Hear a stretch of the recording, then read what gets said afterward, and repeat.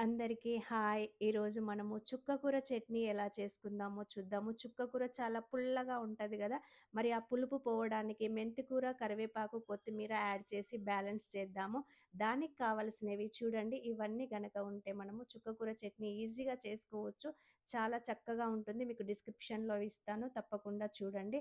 మనము స్టవ్ పైన కుండ పెట్టేసుకొని 2 స్పూన్ల ఆయిలేసేసి, ఎల్లిగడ్డ, జీలకర్ర, ఉల్లిగడ్డ, ధనియాలు, పల్లీలు, నువ్వులు, పచ్చిమిర్చి వేసి వేంపుకోవాలి. కొంచెం బ్రౌన్ కలర్ అయిన తర్వాత కొంచెం పసుపు యాడ్ చేసుకోవాలి. పసుపు యాడ్ చేసుకున్న తర్వాత మనము కొద్దిగా బ్రౌన్ కలర్ అయిపోతది. బ్రౌన్ కలర్ అయిన తర్వాత మనము తీసి జార్‌లో వేసేసుకోవాలి.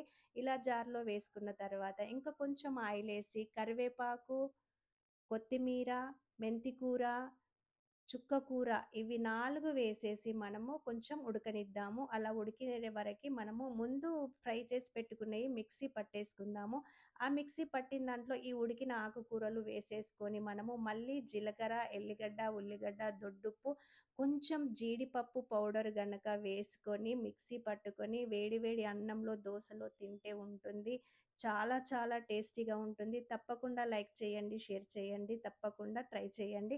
పోపు చేసుకుందాము. ఆయిలేసేసి ఇంకొక 2 ఎల్లిగడ్డ రెబ్బలు, జీలకర్ర, కరివేపాకు మనము వేసేసుకొని, కొంచెం ఇంగువ, ఆవాలు వేసుకొని, ఎండుమిర్చి ఒక 2 ఎండుమిర్చి వేసేసుకొని, పప్పు దినుసులు వేసుకొని గనక మనం పోపు చేసుకుంటే ఇంకా ఇంకా టేస్టీగా ఉంటుంది. దోసలో వేడి వేడి అన్నంలో సూపర్‌గా ఉంటుంది. తప్పకుండా ట్రై చేయండి, లైక్ చేయండి, షేర్ చేయండి.